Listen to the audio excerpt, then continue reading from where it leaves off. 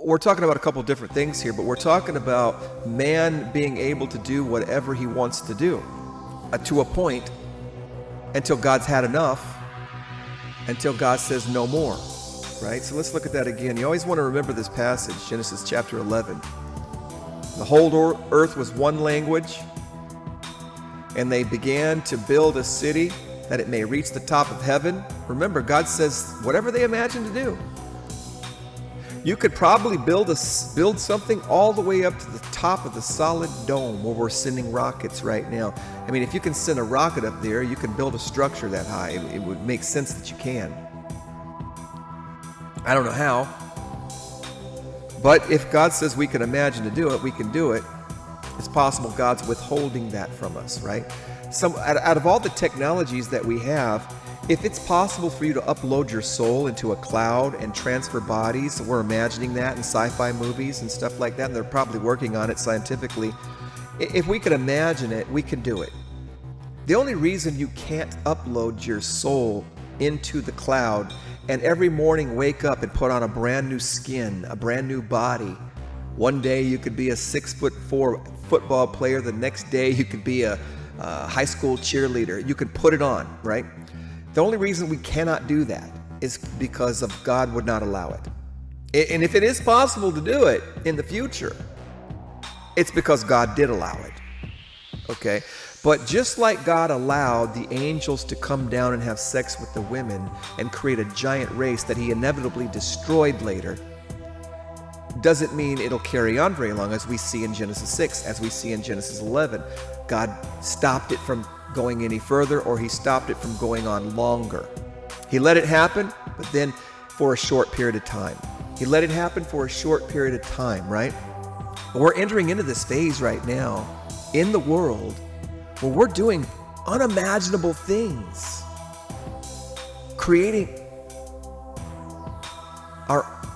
taking over the DNA,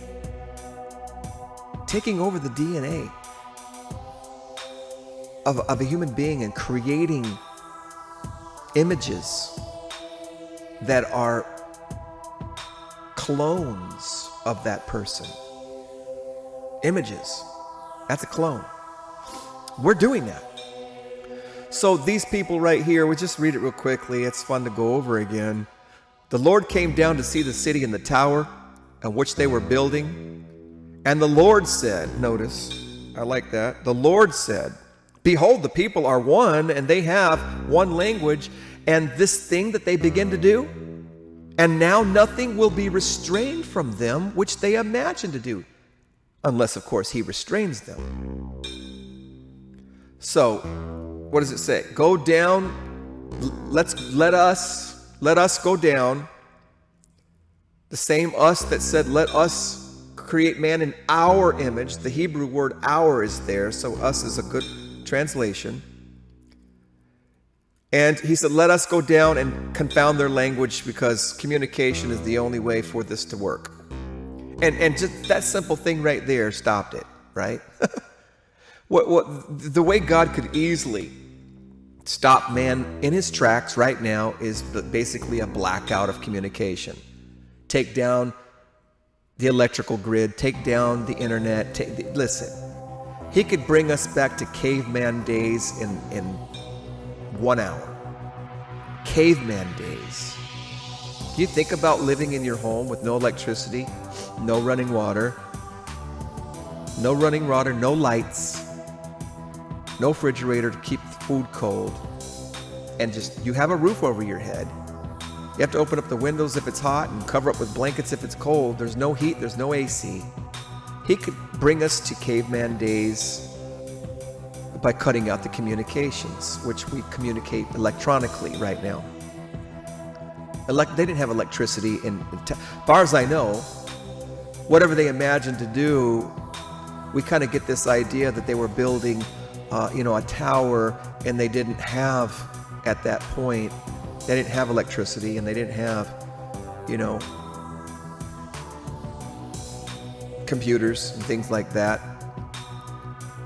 And there's other ideas that maybe they did. Maybe they, how long does it take to create that stuff? How long did it take for us to go from the Industrial Revolution the American Revolution, where we had the steam engine created from horse and buggy now. Before that, it was just horse and buggy. Okay, horse and buggy. That was your technology, a candle. You had candles for light. You had candles, that's all you had. Candles and horse and buggy and boats, that's it. We went from that in 200 years, to cloning and virtual reality and nanobots and virtual realities, rockets, nuclear bombs, computers, software programs, holograms. Can I get an amen? Listen, 200 years. At the tops, 200 years. Maybe if you really want to make an argument, I don't exactly know when the Industrial Revolution was. I mean, I've looked it up before. I think it was the end of somewhere in the 19th century, 18 something. It could have been earlier than that. I mean, it hasn't even been 200 years. It hasn't even been 200 years. A good 100 years of exponential breakthroughs and innovations. God could allow it. If God allows it, it could happen in 50 years. But we got all this stuff in a very short period of time. Not long ago, we had horse buggies and candles. Okay?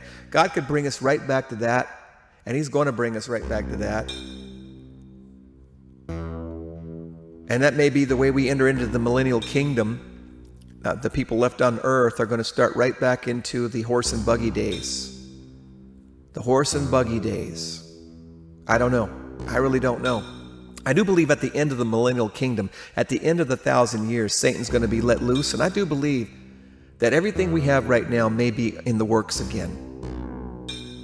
Yep, the image of the beast, the mark of the beast, whatever. I don't know how long it's going to go on. How long is he going to let Satan out? But Satan's going to have the time and the power to get the whole world to go against God again. That's why the people left behind aren't saved. They're not saved. They turn against God. When Satan's loose, they do, because that's what they're really all about. So we may see in that end times nuclear power come back and computers and all that. Satan may stir up the nations like that. And there may be internet again and all that stuff. And they actually think because of those things, in fact, it'd be a little trickier to convince the world that they can beat God if they don't have bombs, if they don't have, the power. That's what Satan's promising, that man can be like God. And the technology's helping make man believe that, because man believes that because look what we're doing. I mean, we're cloning things. We're creating fruit we're genetically modifying babies. And we have power, man. Man has power. So maybe we can be our own God, right? So he's going to have to do something like that to convince Gog and Magog again to go against God. Right?